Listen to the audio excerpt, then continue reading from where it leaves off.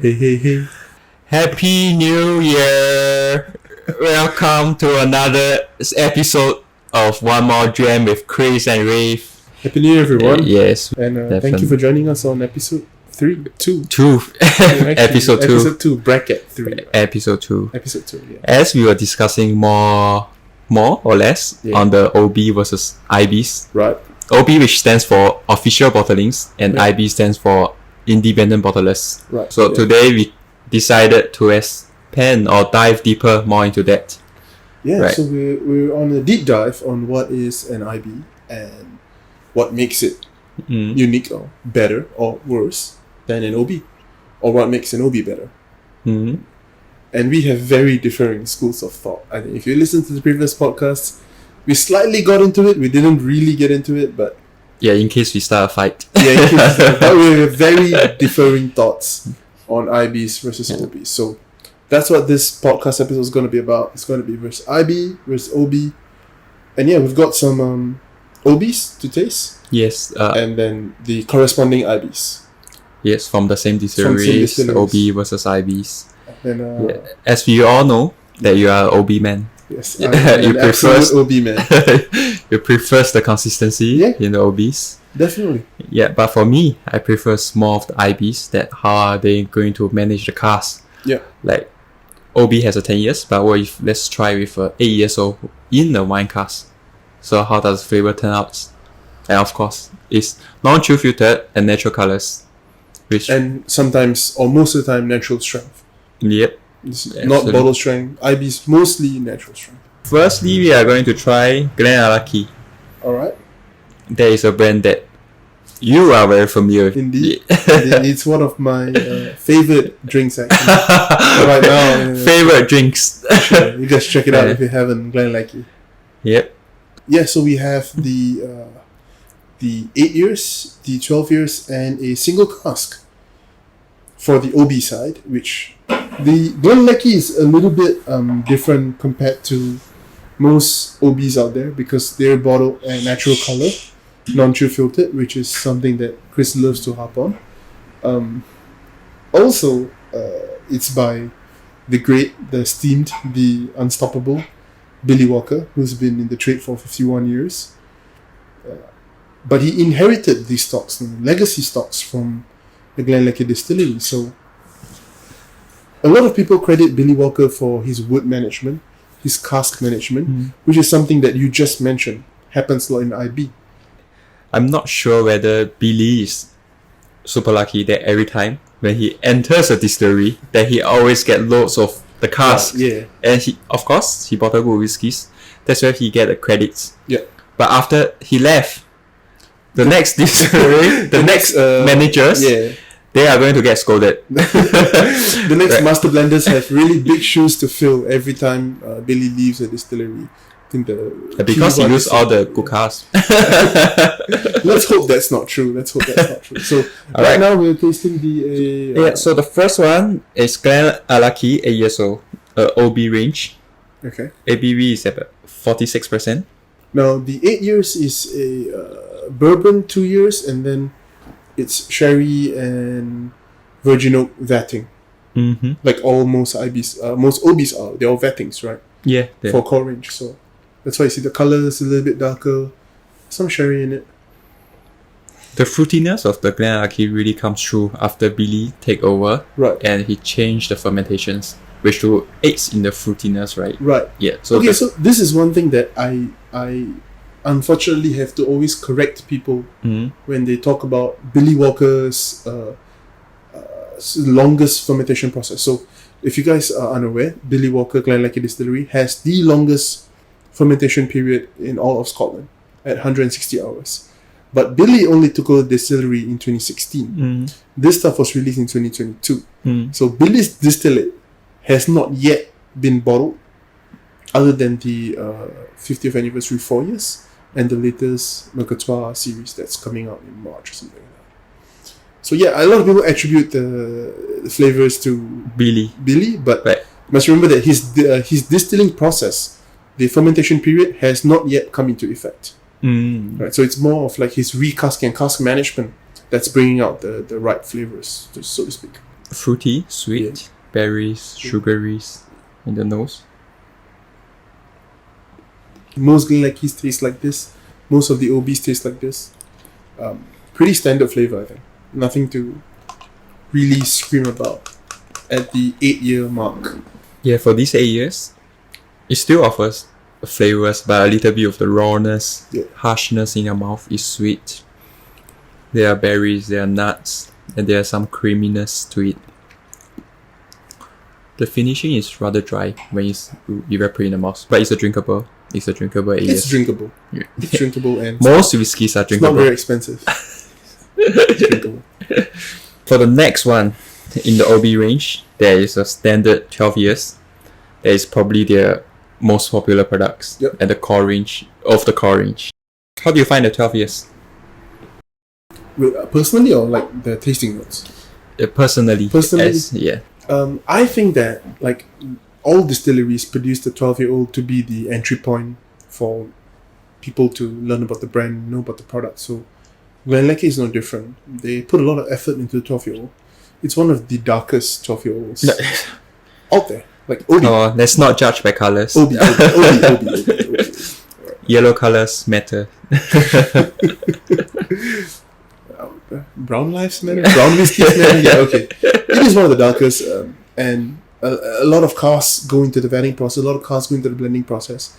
Me personally, I think it's a very, very good beginner whiskey that if you're done with the commercial brands, I'm not going to say any names, Macallan, if you're done with those brands, this is a good whiskey to try.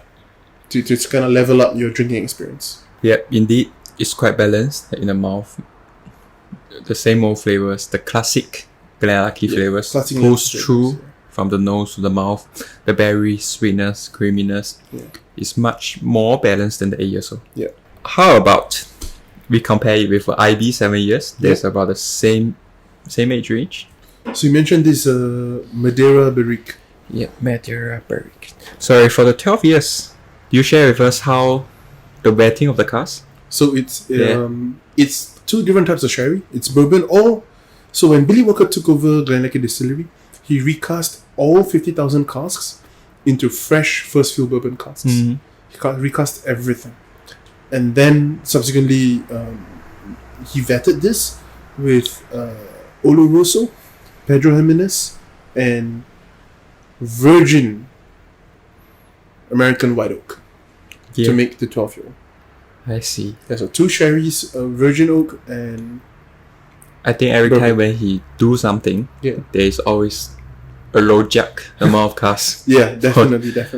And he has the advantage because he's picking from a buffet of 50. He inherited 50,000 casks, so he really has the luxury to pick what he wants and blend what he wants. And it's different when you're not limited by what choices you have. Yeah, definitely, it's good for him, but it's not so good for whoever's next. For whoever's next. Anyone who's next is gonna suffer. So Billy also did a Madeira cask, and as their wood finish series. Yes, their wood finish series. So I'm interested to see what this tastes like because I quite like the Madeira. Oh yes, and we are having the GlenAllachie bottled by Jacques Weber now. It's a 7 years. Distillate at 2014 and the cask strength of 52.8%. So full disclosure, I tasted this when, in fact, I helped Chris get this bottle. He's excited to share it with me. I came down to the office to have a dram, and I have to tell you, I was thoroughly underwhelmed with what I tasted. Cardboard, stuff like that. It's too much sulfur. It's very strong alcohol presence with woodiness to it. But after we left it, he left it open for a while. I think the spirit has kind of come into itself. Yeah, it's getting sweeter. Way better than what I had the first time. It's more gentle. Yeah, maybe you gotta let it air out a bit. I don't know. Of course, for the cask strengths, I usually recommend for you to oxidize a bit. Yeah, no, but when he bottled this, he thought it was good. Maybe he has no choice. If you bottle one more year, he's going to get overly woody. IB problems. That is not IB problem. There's a craftsmanship. That's taking responsibility for your cask. And then bottling sulfur tasting whiskey. And one more thing to clarify. Sulfur is not a bad thing. sulfur actually transfer to other flavors. Let's say if you give it enough time, sulfur can turn into floral, fruity, and even sometimes meaty notes after a time frame. So sulfur is not a stereotypically a bad flavor in the whiskey. It's not a whiskey going to spoil. Yeah, no, definitely it's not about whiskey going bad. Whiskey rarely goes bad.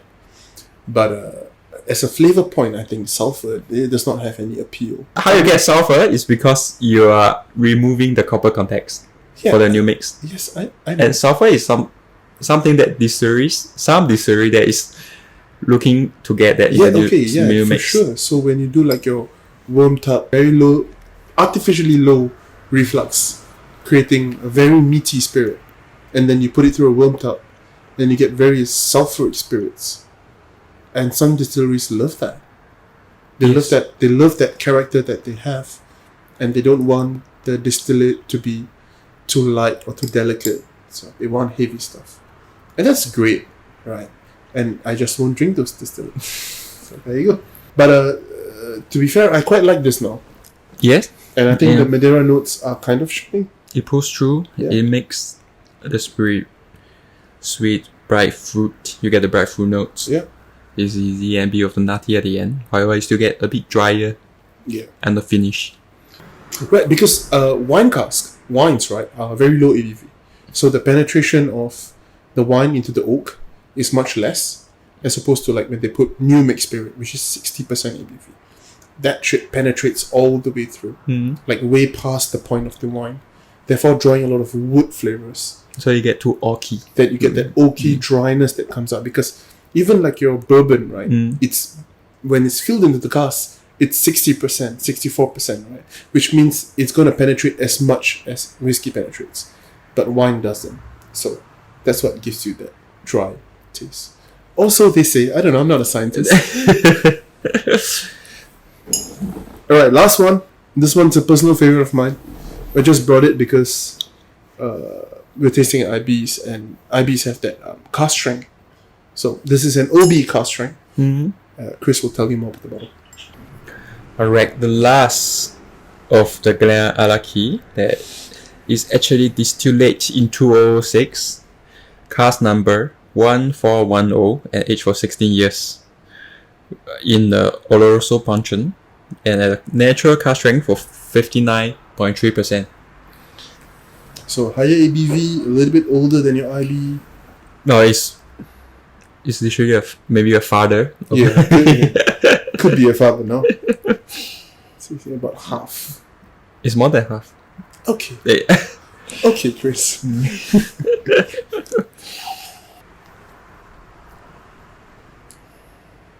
Now, I like it when whiskies are aged more than 15 years and still can keep a very high ABV. I really like it because I think it shows the end product better. And they are less likely to taste raw.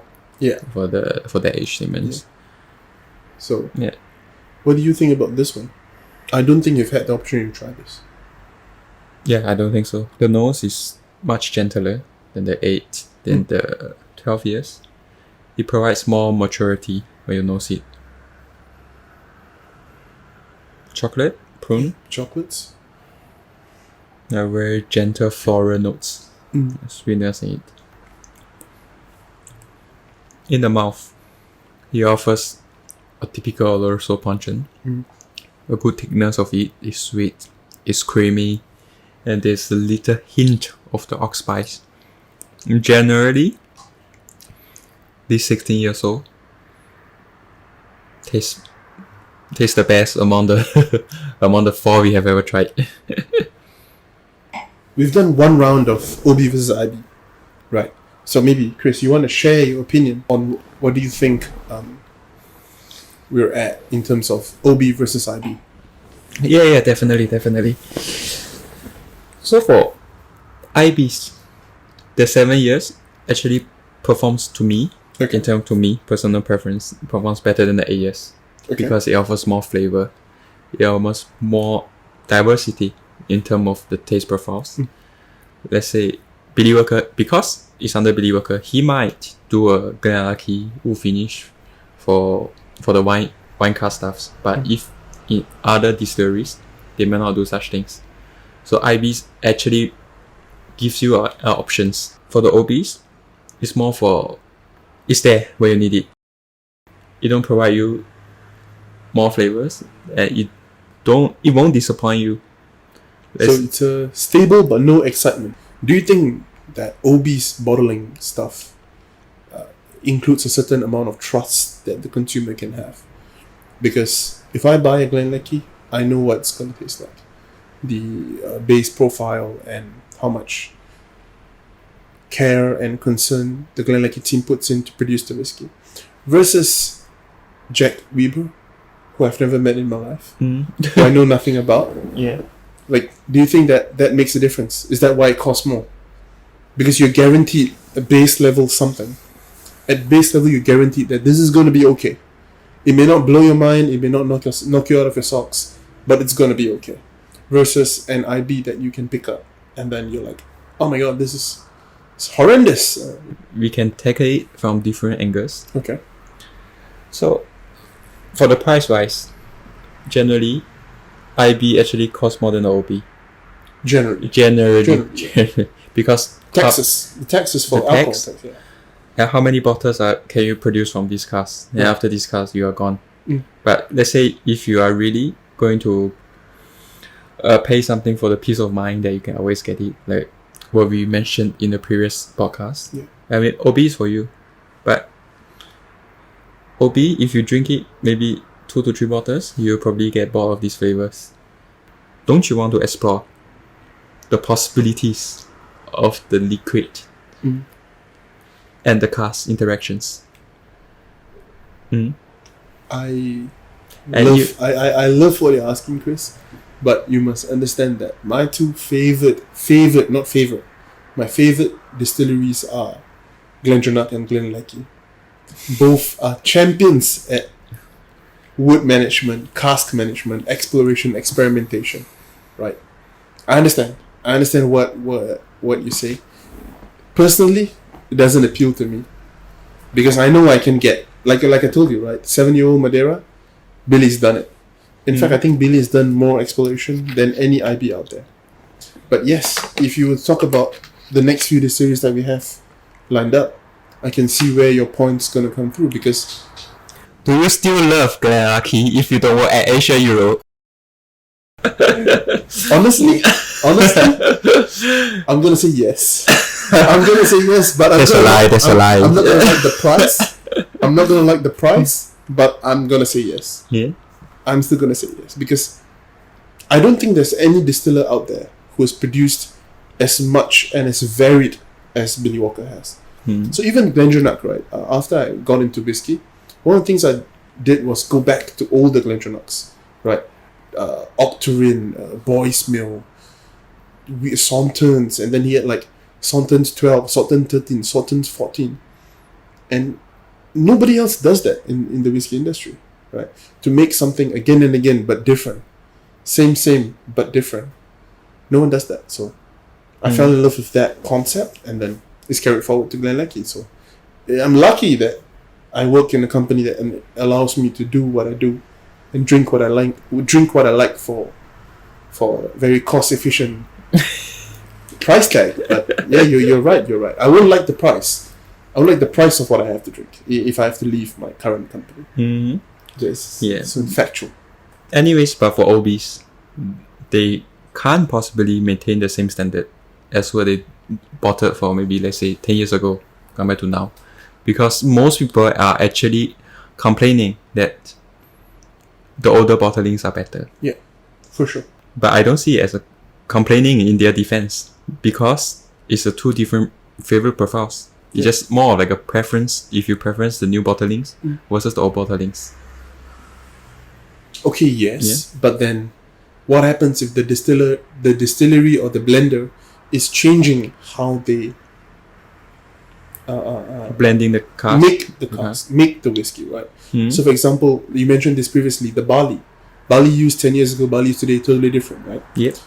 Everything changes, right? And then, but I'm buying, let's say, Belvini. Belvini is a bad example because Belvini is pretty consistent. Yamazaki, great example, right?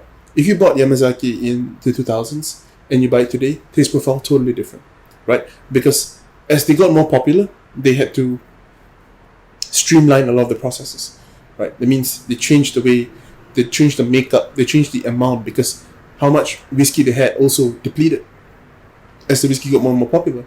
So the blends changed, everything changed, and then you're no longer buying what the Yamazaki that you used to buy, right? And I think that's a legitimate complaint. It is a legitimate complaint, because I'm buying this brand for this, not what you're producing now. And I don't think that's fair to consumers. Yeah, so OBs are actually also prone to this kind of situation. Absolutely, yeah. If you had a good blender, then maybe not. But. No. Okay, Alright. how about we do Glen Ord. Glen Ord. We are now trying the 15 years old OB, Okay. bottled by the Glen Ord distillery, 15 years old. And you often see, I don't know if you did notice, the Secreton always come with different labels. Glen Ord, Glendulan, And Dufftown. yeah. Yep. So actually all three represents a different distilleries. Secreton, he don't own any distillery, like what we discussed previously. So Glen Ord is the only distillery among three that located in Highlands, and they are doing lightly peated whiskies compared to the other two that is non-peated. I don't taste the peat, to be honest. But then that also happens with a lot of like sherry finished peat whiskies. That you can't really taste the peat, because dry sherry plus peat cancel each other out and then make slightly smoky sherry whiskey. Later you try the Charlton's 8 years old Glen Ord. You will taste the peat. Alright. By a sherry PX. Okay, yeah, alright, there we go. So this is one of the reasons why earlier we mentioned that trying an IB can really tell you about the distillate, because the brand owner or the distillery owner has a vision for his whiskey. And in his vision, there's no peat. Right, that's it, right? But when you sell your distillate or you sell a cask out, the new bottler, the new owner of the cask, can decide what the vision is for his bottling, and that can be with peat, no peat. Yeah, but Glen Ord comes with peat. They produce Yeah, I know, but lightly you peated you whiskeys. can sort of Cover the peatness. Yeah, mask the peatness, right? Like what Singleton does. After that, oh my god, it is peated. Oh, You are is it such a mind liar. playing tricks on me? You are such a Is liar. there mind playing tricks on me? No, I think it's peated, man. Okay. You're not a good gauge because you don't think Springbank's peated.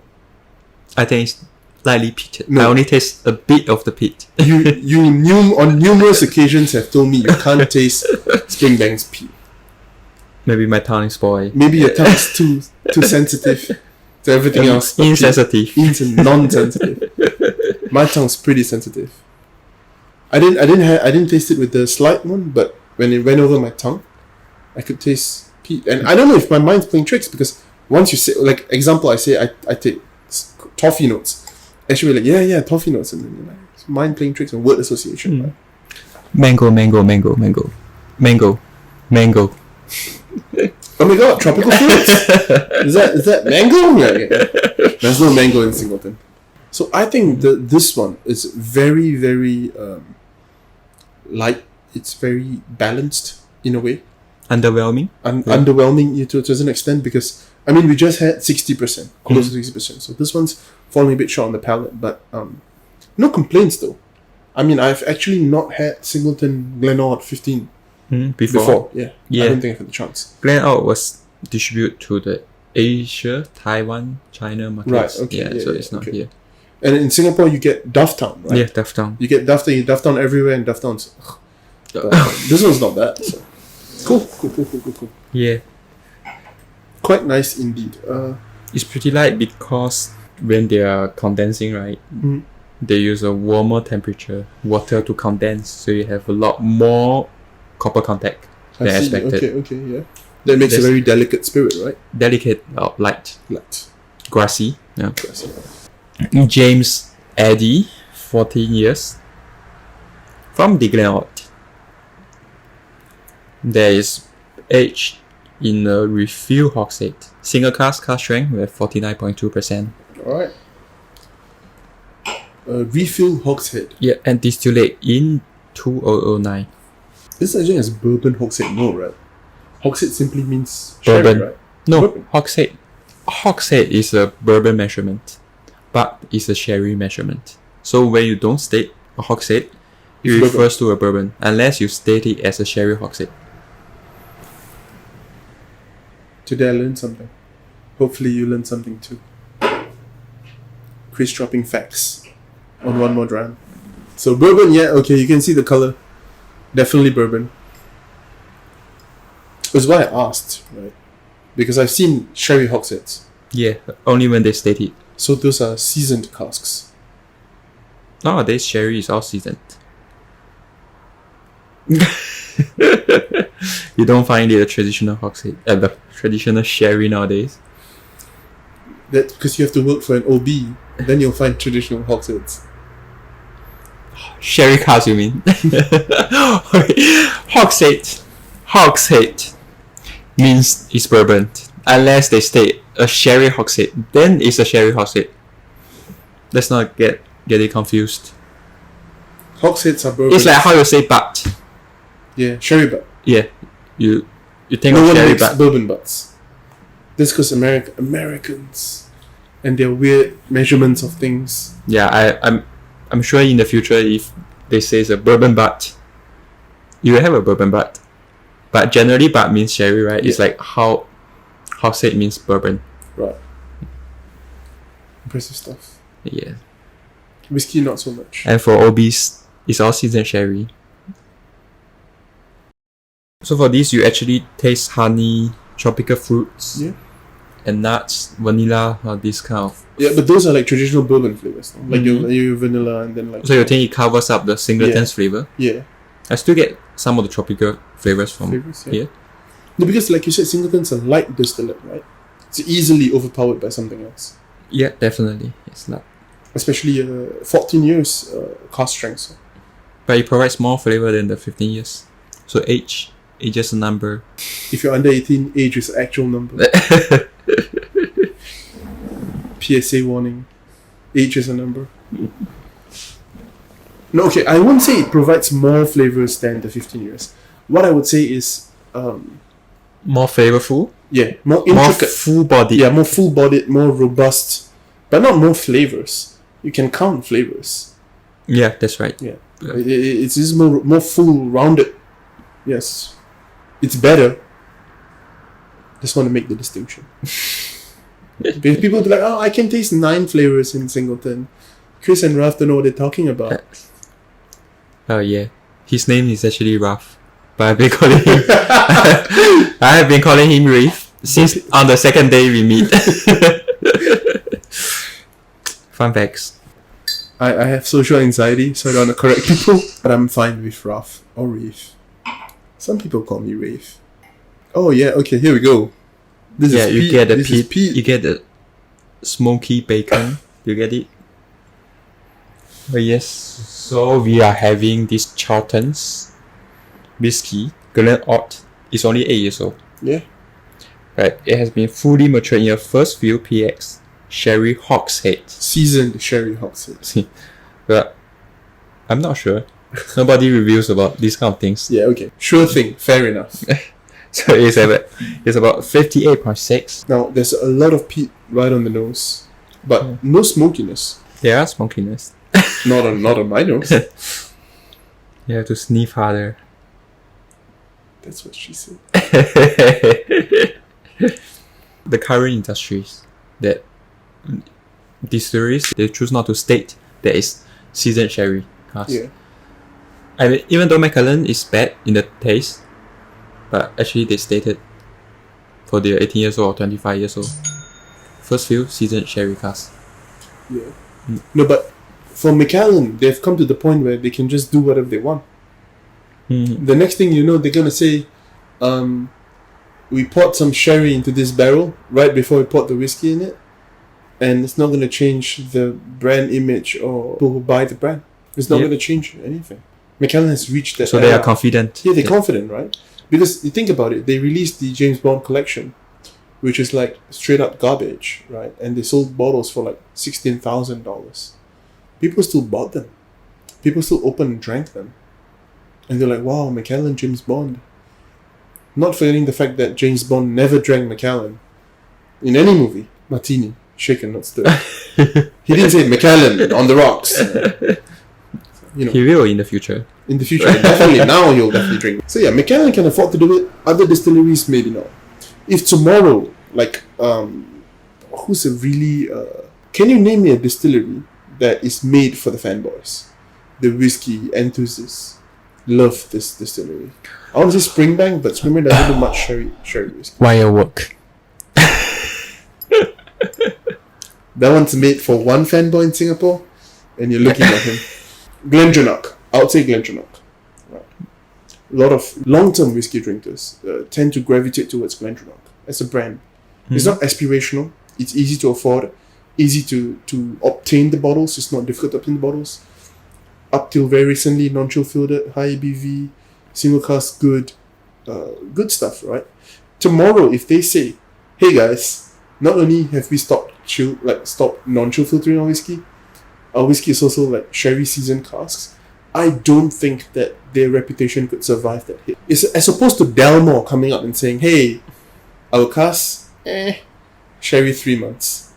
And they have been doing that. Yeah, exactly. So no one's gonna be like, "Oh my god, Dalmore seasoned sherry cask, the outrage." It's not gonna be like that. But when you have big names in the whiskey community and they come out and say, "Hey, our cask, seasoned," I think there's gonna be some backlash to it.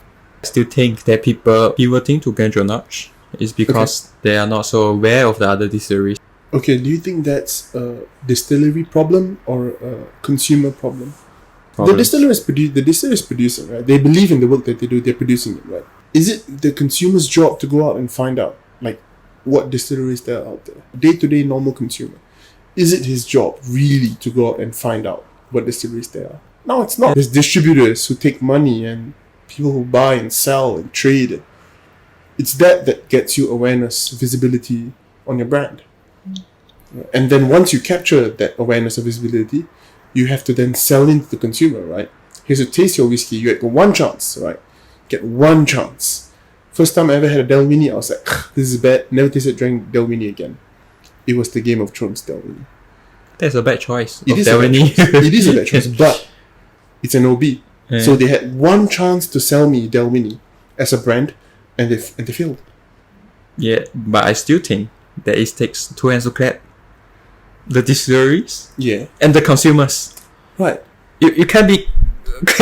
No, you can't. That's right. You know what this is? This is Macallan. Yeah. Delmini, Glenfiddich, Macallan. Yeah. It's both parties' job. Let's say the distilleries. Yes, they should be promoting about their whiskies. Yeah, for sure. But most of them, they may not be as big as Macallan. They have those funds to actually support every country, every region. Yeah, sure. In promoting. Sure. And the consumers, I strongly recommend everybody to try more whiskey brands. Sure. So they will know more in depth about whiskeys, the whiskey making, the distilleries, all sorts of stuff. Definitely. Mm-hmm. Back on the Glen Ord, the 8 years old. Glen Ord 8 years old, yeah. At the end, you get a smoky bacon notes and the peaty, ashy peatiness to it. So it's very different on the 15 years old, which is the OB. You feel more of the peat presence compared to the 15 OBs. So that's the thing about IPs. They are able to pinpoint certain flavors. Yeah, no, so I hate peat and I hate this. So perfect.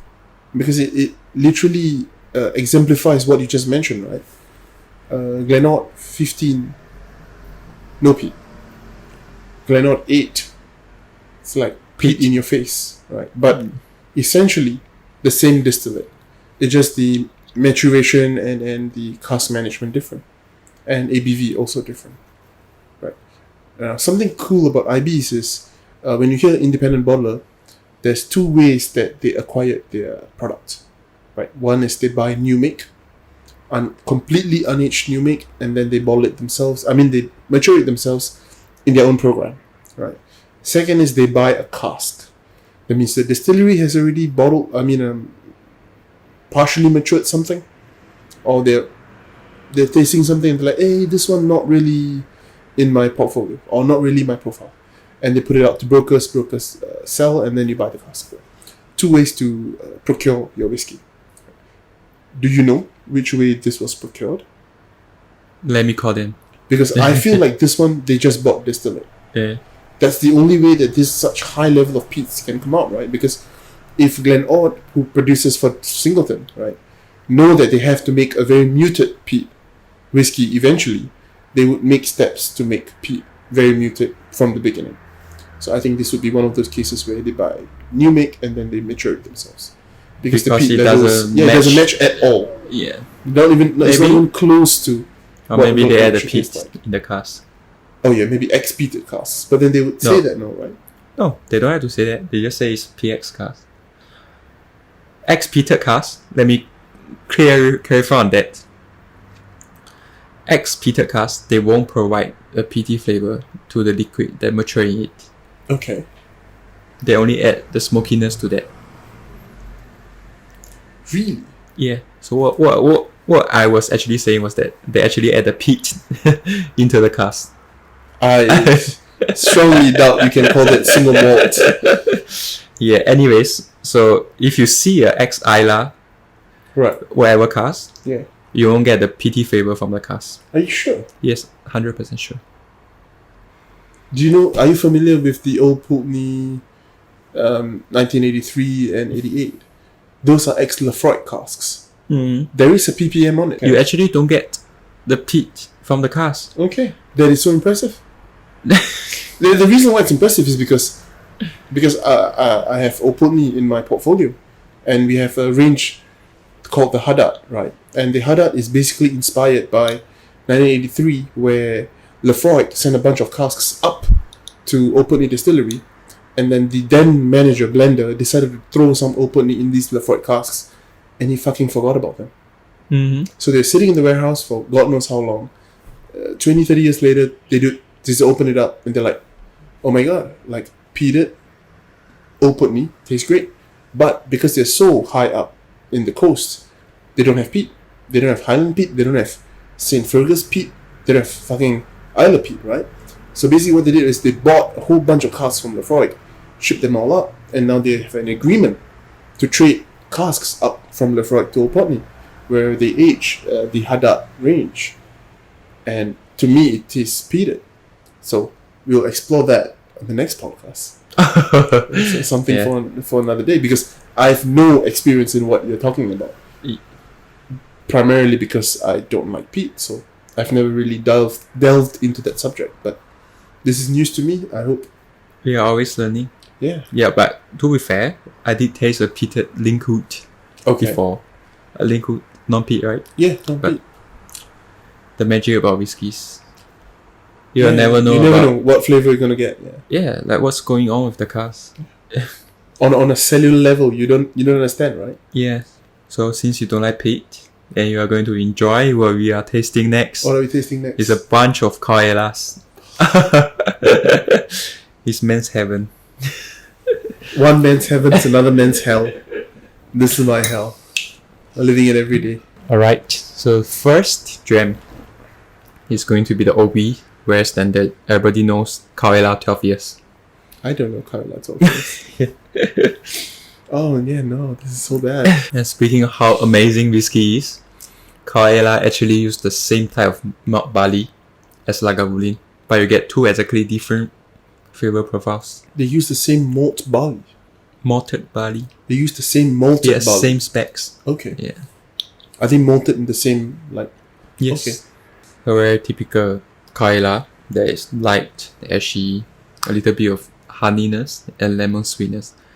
I can see that you pour away 90% of the drams. At the end of this episode, I'm going to lift up Chris's cup and you'll see... and you'll see who's shit talking who, right? So, how do you find it? How do you find the Caol Ila? Okay, so I'm going to be honest. It's not my cup of tea. It's not my dram of whiskey.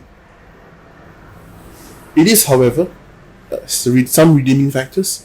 It's very light, pleasant.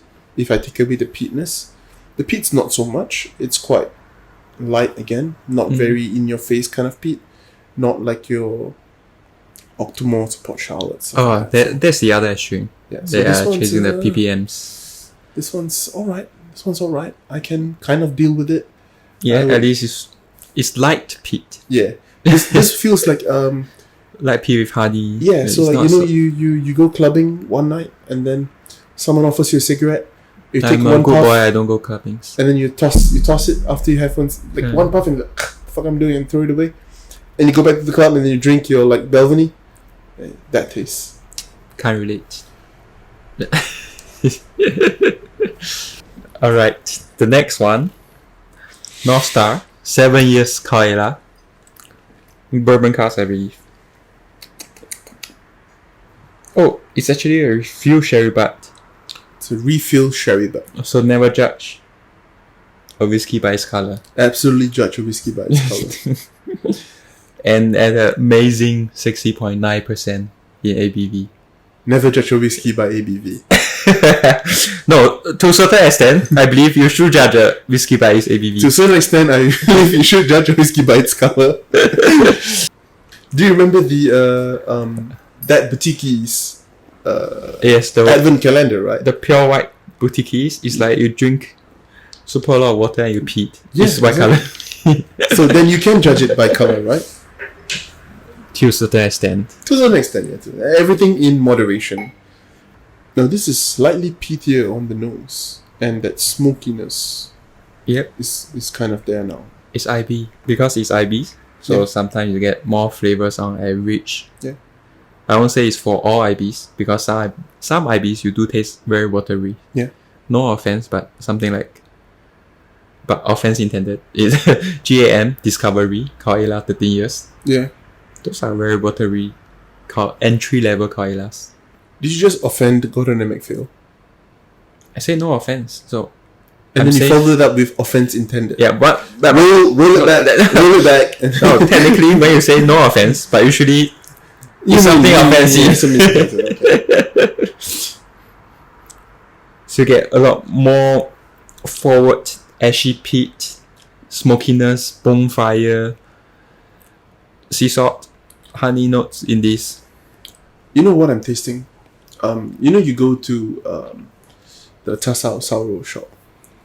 Yeah, and then that little crispy pork thingy, they get slightly burnt. Mm-hmm. Like you got that in my mouth, on the palate to be precise. It's not so bad, right? It's sherry but so you get sweetness in it. It's bad. So is peat something that you can appreciate, Chris? Yep. I'm open to all sorts of flavors. And for peat, most people assume that peat is one flavor. But actually, for peat, you can divide it down to different type of peat. Ashy peat, watery sandy peat, Medicinal peat, dry soy peat. smoky peat. Yes, Dry all peat. sorts of things. So peat is Not nice actually a to you, peat is all not nice. Yeah, doesn't matter. Doesn't matter what it is. Right? I will not be, not yet. I think my palate hasn't had the exposure that yours has had, to the point where you find normal whiskies boring. I'm still enjoying the journey that I'm having. So I don't. I'm also enjoying it. I don't feel my like I need discoveries. peat in my life yet. So, maybe in the future. Your loss. Your gain, your win, because I don't drink this Yeah, stuff. So your loss. You win, yeah. That's not a loss. It's win-win. Your loss. It's win-win. So for this, we are having a Cree. It's a new label by Whiskey Broker. Imported by Chris. Yeah. Get rid of the plugin, man. So it's from Caol Ila, of course, 12 years, but it actually finished in Australia. Finish in Why Australia. they have to make the English so hard to pronounce? Finish it in Australia. Sorry, it's a wine finish. Barossa Valley. Shiraz Australian Wine Barrique. Yeah. So, distilled 2021. Wait.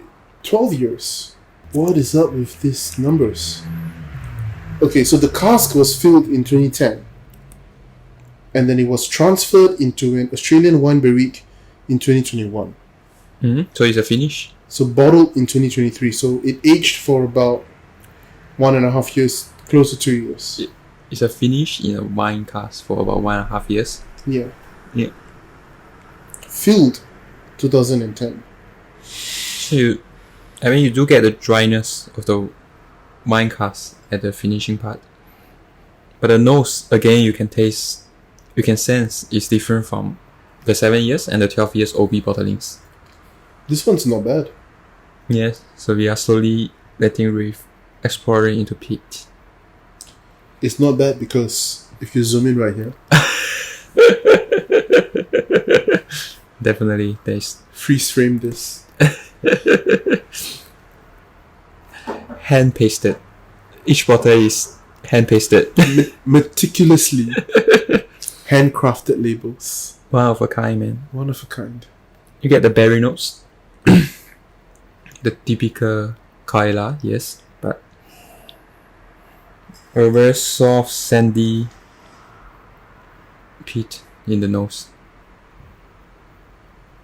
You don't appreciate it? I think that it's alright. Alright means excellent in Reef's contact for a peated whiskey. He didn't say it's bad. Can't hurt my co-host's feelings. He brought this bottle in. I have no more. I have no more of it left. No. So it's not advertising. There's no interest or conflicts because I have no more of it left. You are drinking the last piece. Yeah. Nice. It's not nice, don't lie. No, I mean it's nice that no one have to drink it again. So in the mouth you get some honey, sandy. Okay. It's like the seashores, barbecue Right. seashores, sandy peat. Perfect. No, that's hard selling right there. That one's called advertising. Perfect. Alright, the next one. Galgati. Again, it's by me, but I have no more left at the moment. At the moment. Do you not have any left? I have to clarify this. Do you not have any left because you've sold it all? Or do you have not any left because you didn't bring in enough? I have sold it all. Because you didn't bring enough? No, both will lead to the same result. If I just say I didn't bring enough, Yeah.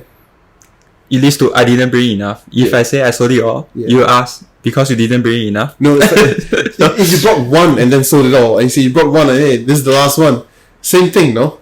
But if you brought 1,000 bottles, example, and then this is the last one, that means something. I bought a fair amount of it That's nice. because they only bought 400 Okay. and 04 bottles. I mean, it's good to hear that like there are other people with wider acceptance rates than me. I think I'm a bit of the anomaly, right? Because normally people who are into whiskies would appreciate or at least try different peated whiskies, but I steadfastly stay away. So How entitled. Only choosing the non-peated. gotta leave some peated for you guys, man. Your loss. Your win. So anyways, this one is a 9 years fully matured in Amarone wine cask. So you get a lot of the sweetness and honeyness to the watery sandy peat. And of course the smoky barbecue notes. Do you get it? Yeah. I get like barbecued pineapple. Like fruits, like sweet, salty. Yeah. Sweet, salty fruits. Not bad for a virgin peated boy.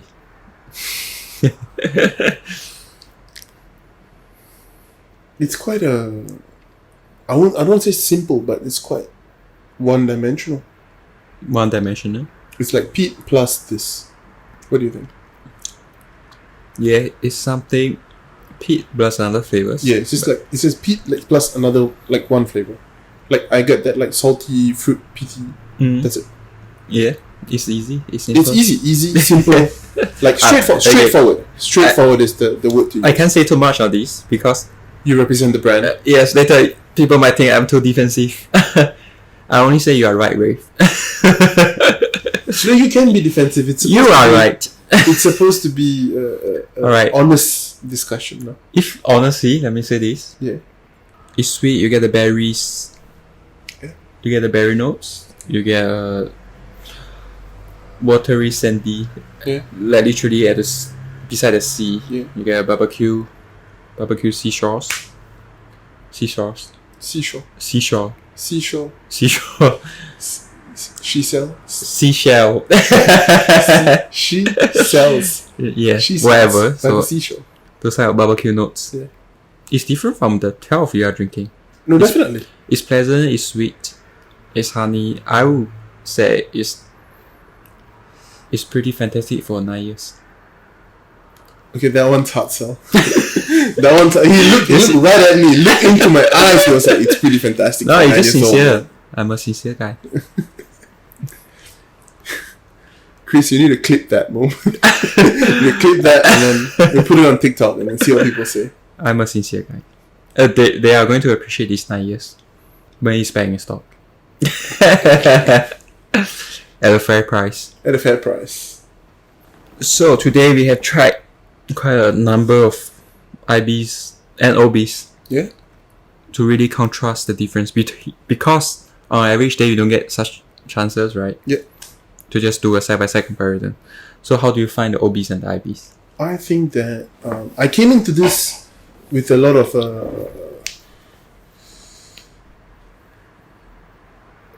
Stereotypes, doubts. I want to say doubts. I came into the podcast with a lot of doubts because, like I told you, I'm spoiled because of GlenDronach and GlenAllachie, right? So cask management, wood finishing is not new to me. I absolutely have tried what the world has to offer. Just because GlenAllachie produces more than 30 expressions, 40 expressions in the last 2 years. So IB doesn't have the experimental cask management of IB doesn't have that appeal for me, right? But today I think the Glen Ord really showcases how far apart an IB and OB can be, even at the similar age range, right? Because we have the Singleton 15 and the James Eddy, right? And so close in age, so close in likes, but then so far away in terms of like final product. And then the other IB, the Cholton, so knock it out of the park, man. It doesn't taste anything like a Glen Ord. Yeah, it falls into a different category Yeah. compared to the other Glen Ord. Exactly. Yeah. It's like night and day. You think you're at the wrong distillery. You think it's a wrong distillate, something is labeled You wrongly. probably think that is from Ila. Yeah. Right. You'd absolutely say this is like a young Isla or like mainland peat, like a Highland peat kind of thing. But it's not, and it's amazing. So yeah, very, very insightful today to get to try this.